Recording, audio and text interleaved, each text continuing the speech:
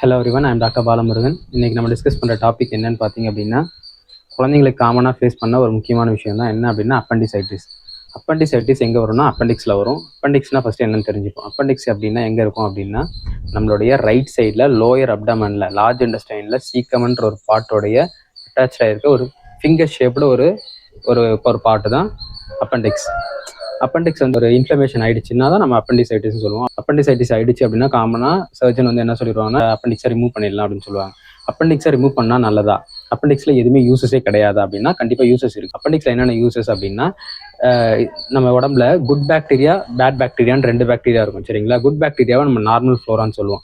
Normal Flora maximum எங்கே storage ஆகிருக்கும் அப்படின்னா அப்பெண்டிக்ஸில் தான் ஸ்டோரேஜ் ஆகிருக்கும். அது வந்து என்ன அப்படின்னா it is an storage of a reservoir of the flora, good bacteria அப்படின்னு சொல்லுவோம் சரிங்களா. இங்கே வந்து என்ன அப்படின்னா நம்ம உடம்புல டயரியாவோ இல்லை லூஸ் மோஷன் அந்த மாதிரி எதனா ஒன்று வந்துச்சுன்னு வச்சுக்கோங்க, டயரியாவில் வந்து சரி பண்ண முடியும் சரிங்களா. அப்போ எங்கேருந்து அந்த குட் பாக்டீரியா வரும் அப்படின்னா அப்பெண்டிக்ஸ்லேருந்து தான் வரும். இன்னொன்று வந்து ஒழுங்காக டாய்லெட் போகிறதுக்கும் குட் பாக்டீரியா கண்டிப்பாக தேவை சரிங்களா. இந்த மாதிரி சின்ன சின்ன விஷயங்களும் இருக்கும். ப்ளஸ் வந்து நம்ம உடம்பு சரியில்லாதப்ப ஆன்டிபாடிஸ் தேவை, நிறைய ஆன்டிபாடிஸ்னால் நோய் எதிர்ப்பு சக்தி சரிங்களா. அதில் வந்து இம்யூனோகுளோபின் ஏன்னு சொல்லக்கூடிய ஆன்டிபாடிஸை அப்பெண்டிக்ஸ்லேருந்து தான் ப்ரொடியூஸ் ஆகுது சரிங்களா. இந்த மாதிரி சின்ன சின்ன விஷயங்களும் அப்பெண்டிக்ஸில் மெயினான ஃபங்க்ஷனாக ப்ரொடியூஸ் ஆகுது. இது வந்து எப்போ இன்ஃப்ளமேஷன் ஆகும் அப்படின்னா, குட் நார்மல் ஃப்ளோரான்னு சொன்னோம் இல்லைங்களா, அந்த நார்மல் ஃப்ளோராவுக்கு அகேன்ஸ்டாக அப்படின்னா தேவையில்லாத பாக்டீரியாவை நம்ம உற்பத்தி ஜாஸ்தி பண்ணோம் அப்படின்னா அது வந்து வீக்கம் ஏற்படும்.